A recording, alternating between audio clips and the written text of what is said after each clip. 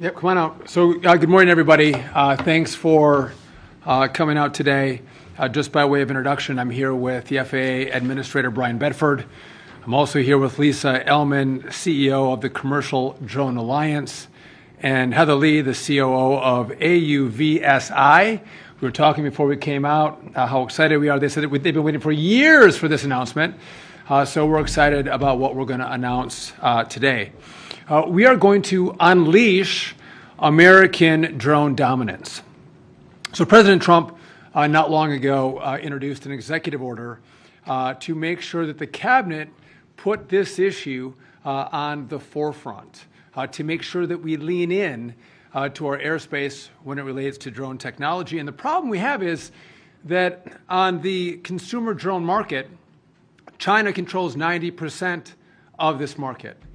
And the problem with that is we're turning over our skies to one of our main adversaries. Huge problem, and it's going to happen no longer.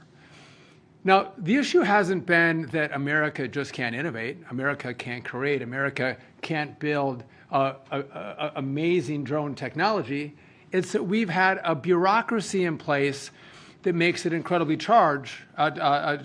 difficult for innovators to actually innovate, which is why we're here today. This department, along with the FAA, understands how important unmanned aircraft systems are for the 21st century. It's going to change the way that people and products move throughout our airspace. And again, so you may change the way you get your Amazon package. You may get a Starbucks cup of coffee from a drone. The way you get your products will fundamentally change. But what's even more important than that is the impact that it's going to have on manufacturing, on farming, on energy production, filmmaking, medical delivery. Industry needs this rule to make sure they can use this technology that's going to allow them to do business more efficiently and effectively. And I think it's only right that America lead, because we have led in aviation since the very beginning, from the Wright brothers to Chuck Yeager, Pan Am, TWA, the jet age, all American. We are now going to also lead in the drone space as well. And so what we're here to announce today, and Administrator Bedford is going to go into some more details, but we are announcing a new rule to normalize beyond visual line of sight, or BVLOS as it's called. Operators in the past would have to get individual waivers to operate these drones. Very complicated. They were issued on a case-by-case basis. And because of that complication, I don't think we saw the innovation that we should have in America. So with this rule, we are going to eliminate that prior process, and the approval will be done in a far different way. The rules are going to completely change in the way that drone use is going to be approved. And what this is going to do is, again, allow our innovators and businesses to continue to create and innovate and change the way our industry works with the use of these drones. And by the way, we're talking about the commercial use of these drones. Obviously, we look at the rest of the world and how drones are used in another capacity, also very important. But again, this is the commercial use of how these drones can change industry. And I would just note that we work very closely. We partner with our other allies in government on how do we do this the right way? How do we put safety first, the American people first? And so those conversations have been had, but this new rule will enhance safety by requiring safe separation from other drones and unmanned aircraft, if you're going to get a license to fly these. And it's going to require collision avoidance technology. We're also partnering with TSA to ensure that operations supervisors and flight coordinators are properly vetted. We want to make sure the TSA looks at who's operating these, what kind of background do they have, and make sure we have the right people, the good people, operating these drones. And so TSA has been a great partner. We're excited about this announcement today. This has been a long time coming. This was not thought up in the last 7 months. This has been going on for well over 4 or 5 years, this conversation. Under this president, we're not afraid to move and move fast, but also move safely. And I just want to end, before I turn it over to Administrator Bedford, I'm grateful for the president's leadership. He has been remarkable in seeing spaces that government has got in the way of innovation and business, and clearing the deck to make sure that we get government out of the way. We still maintain our safety mission, but we allow the creativity of the American spirit to be unleashed. And that's what we're going to do today with the partnership of President Trump with this new rule. With that, I'm going to turn it over to Administrator Bedford. Thank you, Secretary Duffy, and also my thanks to President Trump for his leadership in this. As the Secretary said, this rulemaking has been in process for well over 5 years now. A lot of thought, a lot of critical thinking has gone into the rulemaking process, but the rulemaking's not finished. We have another 60-day sprint for industry-wide comments, which we'll then take into consideration. Also, as the Secretary mentioned, this has been an intergovernment process. We've had our friends both in TSA and Homeland Security participate with us in making sure that we're thinking about all the potential threats as well as the opportunities that go with the deployment of drones. As the Secretary said, this is happening today. We have drones in operation in our skies. It's not as regulated, perhaps, as it should be. It's done on an exception basis, which makes it very, very difficult to manage, and it makes for an uneven playing field as well, which is, frankly, is a headwind for innovation. So finalizing these rules, when the President 2 months ago issued an executive order to bring this to the front of our thinking at FAA, the team at FAA reacted, I think, very professionally, and putting in a lot of late effort to bring this to the rule that we have today. So, again, my thanks to the team at FAA for all of their hard work. Of course, we want to make sure that drones are integrated into the NAS safely. You have a fact sheet that you can take with you that really outlines a lot of the technology that will be involved and the rulemaking that will continue to provide safe separation of manned and unmanned vehicles within the national airspace.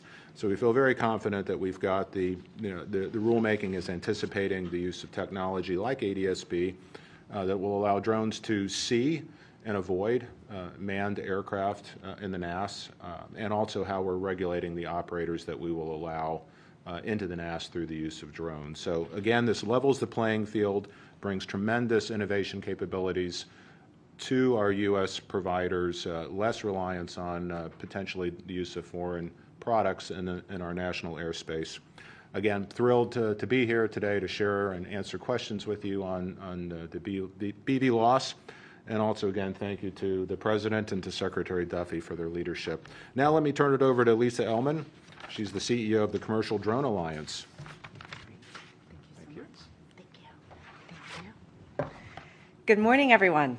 I'm Lisa Ellman, the CEO of the Commercial Drone Alliance. We represent the leading innovators in the U.S. commercial drone marketplace. Thank you to Secretary Duffy, to Administrator Bedford, for inviting us to join you in marking this historic moment. Our industry has been waiting for this day for quite a while now, and we couldn't be more excited. The government and industry leaders gathered here today share a common goal: to bring the incredible benefits of drones to communities across the country. We all understand that pioneering these innovative aviation technologies is vital for our economy, for safety, for national security. Drones have become critical tools for so many Americans. Farmers save time and money spraying crops. Line workers safely inspect infrastructure. Police departments respond to emergencies more quickly. And patients gain easier access to medicines, all with today's drone technology. This industry is creating jobs and spurring economic growth for this country. Yet while the technology has rapidly advanced over the last decade, our regulatory framework in the United States has failed to keep pace. Drone operators must navigate a labyrinth of ill-suited regulations designed for crewed aircraft, placing an artificial ceiling on innovation and hampering progress. In the meantime, we've seen our global peers and adversaries surge ahead in the deployment of commercial drone technology. This is a threat to American security and aviation innovation, two areas where we have consistently led the world, and it underscores the urgent need for us to modernize our regulations to regain our competitive edge and safeguard our national interests. We're so grateful that the White House recognized these challenges in its recent executive orders on unleashing American drone dominance and restoring American airspace sovereignty. And today, we take the next step together in establishing American leadership in drone technology. With today's proposal, the domestic drone marketplace gains certainty about what business success will look like in this new era. Investors who sat on the sidelines can now see proof that the federal government indeed supports the use of this critical technology. And American communities nationwide can start benefiting from the next generation of aviation. The release of this proposal is a long-awaited milestone, but from the industry perspective, our collective work is just beginning. We will be working diligently over the next several weeks, the next 60 days, to provide our perspective and feedback as part of the rulemaking process. Our hope is that the final rule will accelerate the expansion of commercial and public safety drone operations throughout the United States, while enhancing the safety and transparency of the national airspace. Secretary Duffy, the Commercial Drone Alliance appreciates your leadership and prioritization of commercial drone integration efforts. We look forward to working with partners across the federal government and with all relevant stakeholders to restore our global leadership in this game-changing technology. Thank you.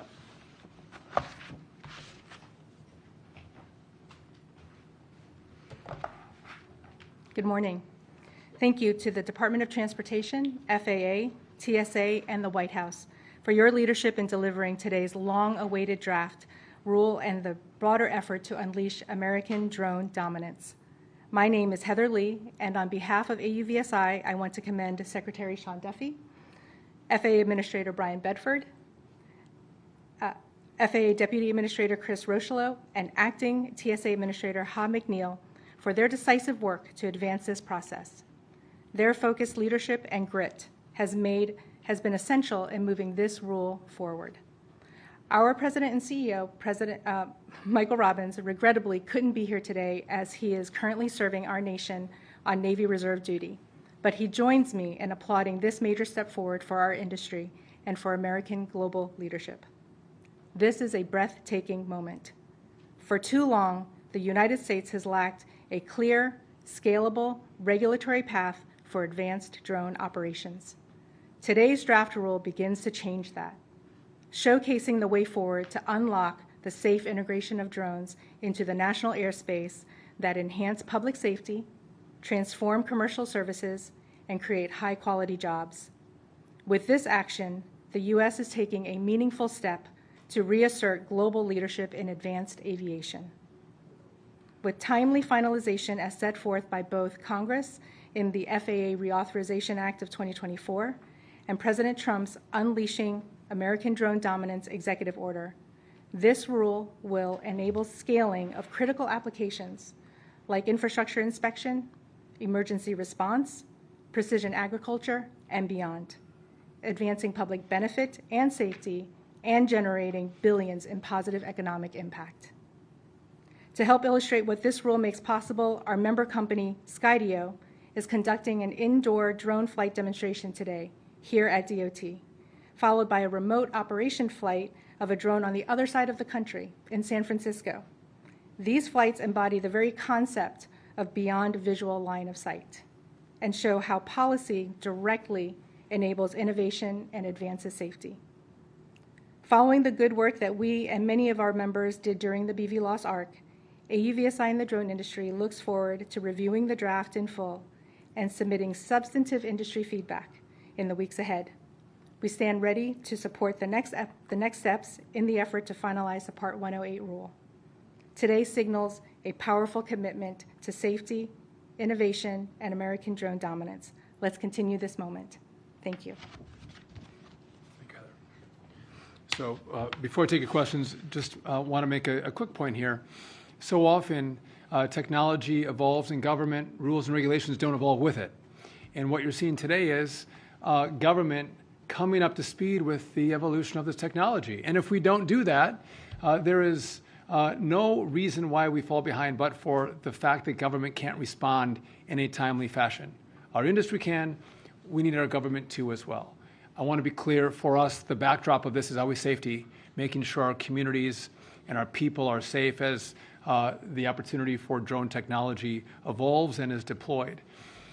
I couldn't stand here and talk about drones in the airspace without talking about air traffic control, how important the modernization effort that's underway right now is to making sure that drones can be deployed, eVTOLs can be deployed. I want to thank the Congress and the President for the $12.5 billion down payment they gave us to start this process. The total we need is $31.5 billion, but we can start the process. What we are doing, Brian and I have had a lot of conversations. We believe setting this up right is going to save us months and years in the back end. And so we are going through that process now, thinking through how we deploy, how we contract, how we engage with the private sector to make sure this is done at the speed of President Trump, the speed of the private sector, and do it with the safety and the reputation of safety from the FAA. And so that is coming along very well. But again, all of this works together. It all flows together. Making sure these are deployed safely also relies on us re-envisioning all the other uses we're going to have in the NAS. So with that, we're happy to take any questions you may have for us. Yeah. Politico. Thanks for doing this. It mentions in the fact sheet certain aircraft could weigh up to 1,320 pounds. What's the certain aircraft part of this? Is that all drones or? It's simply trying to specify that there is a cap in terms of the total weight of both the aircraft and the payload. Some aircraft will obviously not hit that limit, but that is the upper end of the limit that can be certified under this rule. What's the current limit under the exemption process? Is it the same thing or is it higher? It's just ad hoc. So there's obviously 7 different drone testing facilities around the country right now. I think we've added 2 more under FAA reauthorization that we're currently evaluating. But right now, it's a very ad hoc process. Hi, Allie Versprell from Bloomberg. Also in the fact sheet, you talk about the drones being able to meet certain industry consensus standards rather than having to go through sort of the normal certification process. Are those standards, have they been set yet, or how soon? If not, how soon do you think they would? So the standards are expressed in the rule itself, so that'll be transparent soon. But again, the idea is to level the playing field here. So rather than policy by exemption, the policy is the policy, and the industry will be able to innovate with certainty versus the uncertain process we have today. Lauren Shank, Fox Business. I had a question on setting up a nuclear reactor on the moon. What challenges do you and the experts anticipate with that, and how critical is that we beat China in winning the second space race? I didn't think the moon was going to come up today. I wasn't prepared for that. You are the acting NASA administrator. And it didn't come from Politico, so that's wonderful. Listen, so this is not a new concept. This has been discussed under Trump 1, under Biden. But we are in the race. We're in a race to the moon, in a race with China to the moon. And to have a base on the moon, we need energy. And some of the key locations on the moon, we're going to get solar power. But this fission technology is critically important. And so we've spent hundreds of millions of dollars studying, can we do it? We are now going to move beyond studying, and we have given direction to go, let's start to deploy our technology to move to actually make this a reality. And I think the stat we have is it's a 100 kilowatt output. That's the same amount of energy a 2,000 square foot home uses every 3.5 days. So we're not talking about massive technology. We're not launching this live. That's obviously, if you have any questions about that, no, we're not launching it live. But again, energy is important. And if we're going to be able to sustain life on the moon to then go to Mars, this technology is critically important. And I would just note that we're behind, right? If we're going to engage in the race to the moon and the race to Mars, we have to get our act together. We have to marshal all of our resources, all of our focus on going to the moon, which is what we're going to do. And again, there's a lot of things that NASA does. And a lot of people love a lot of the things that NASA does. But this is about space exploration. And this is about this next phase. A lot of people don't know even what Artemis is. Everyone knew what Apollo was. We all knew, the whole world knew what Apollo was. We were going to the moon. Artemis is we're going back. So in the first part of next year, we are going to send Artemis 2 out. Met the 4 astronauts. They're fantastic. We're going to go out around the moon and come back. Artemis 3, we are going to go back to the moon. We're going to land. The longest time we've spent in the past was 3 days. We're going to stay for 6 days. And then after that, we're able to start shipping our assets to the moon unmanned. And we'll have those assets there as our astronauts arrive and we're able to build a base. But this is critically important. There's a certain part of the moon that everyone knows is the best. We have ice there. We have sunlight there. We want to get there first and claim that for America.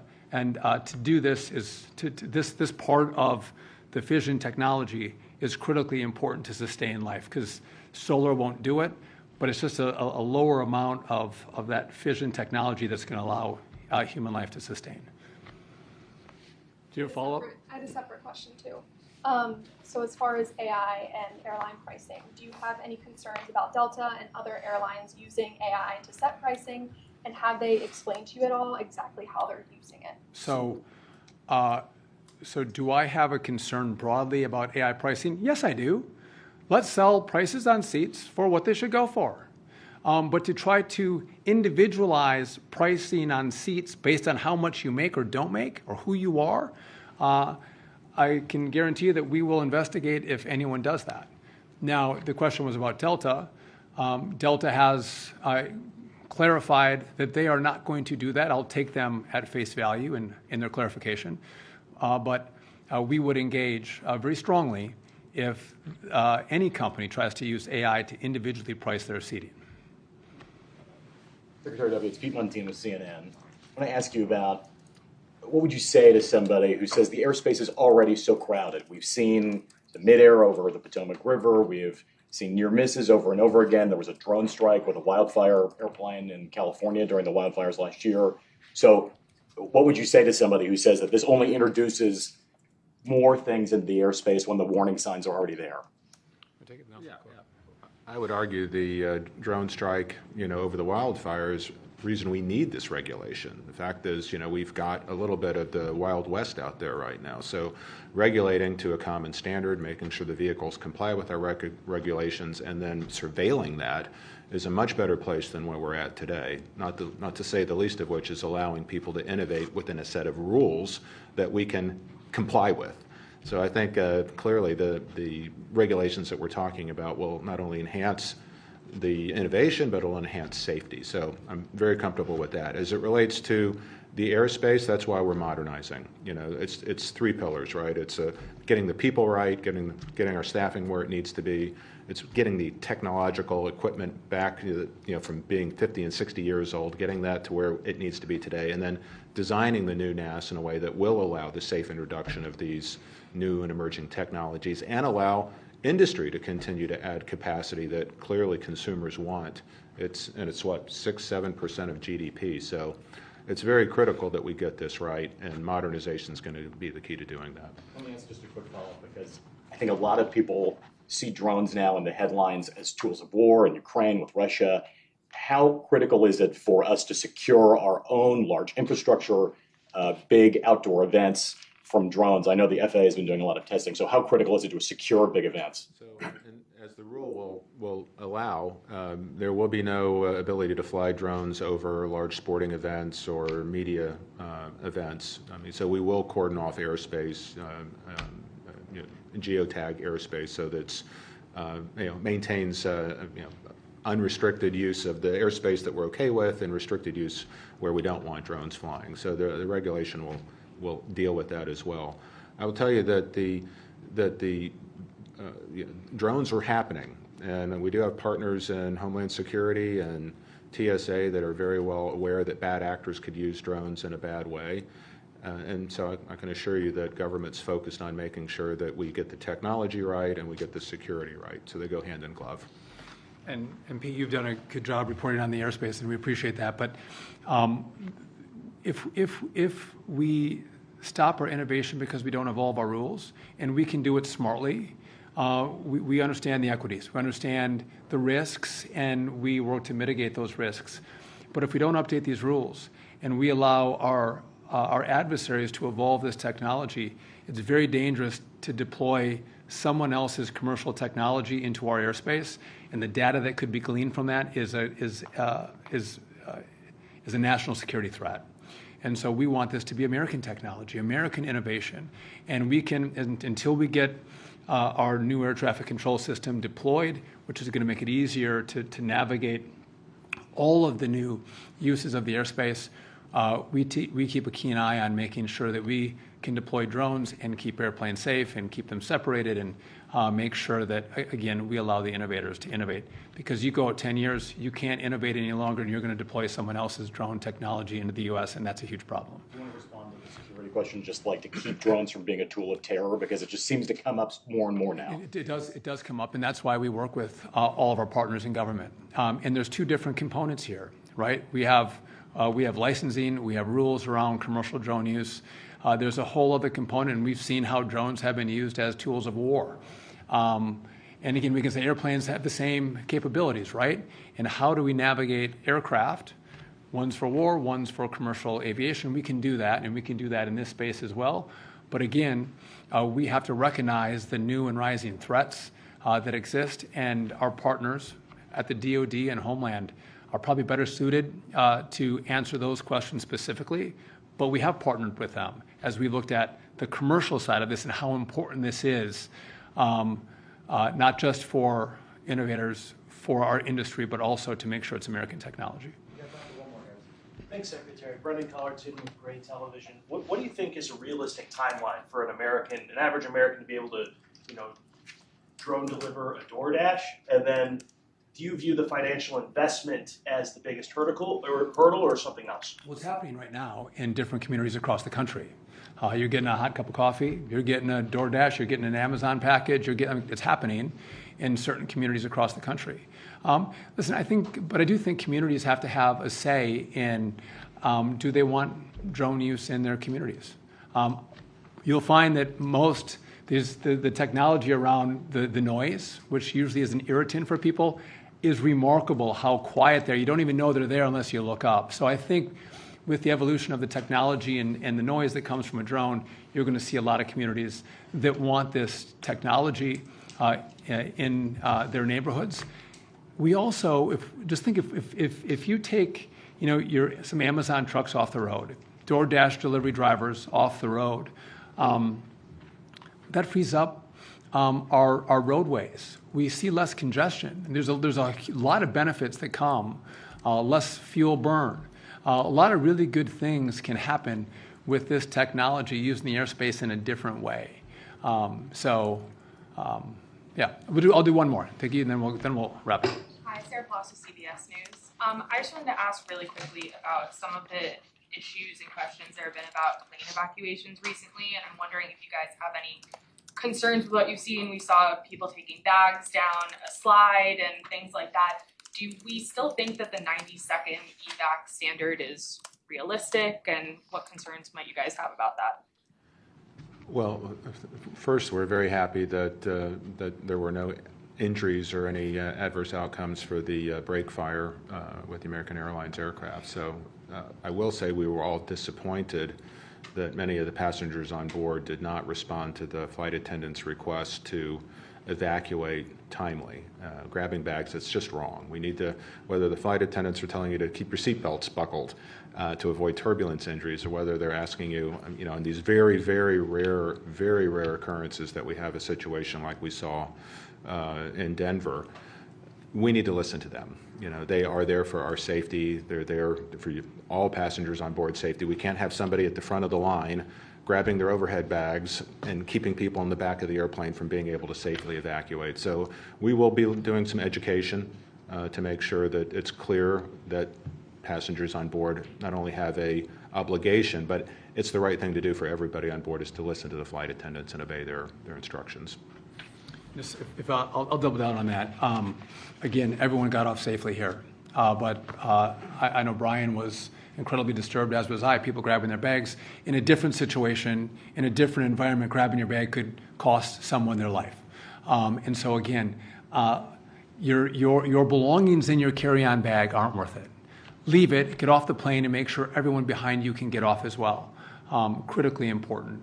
But also, on the seatbelt front, again, maybe I'm a nerd. I don't think so. But as I get up to go to the bathroom, I keep my seatbelt buckle when I fly, because you never know what's going to happen. And by the way, they're comfortable. I don't even know what happened on.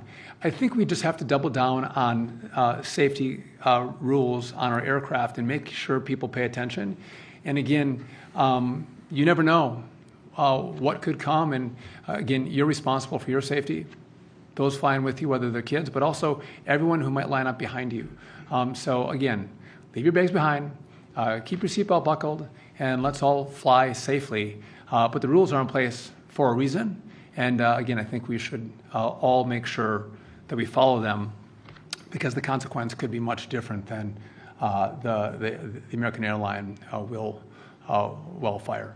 So with that, listen, thank you all for coming out. We appreciate it. And we're still morning, so all have a good morning. Thank you. Thank you.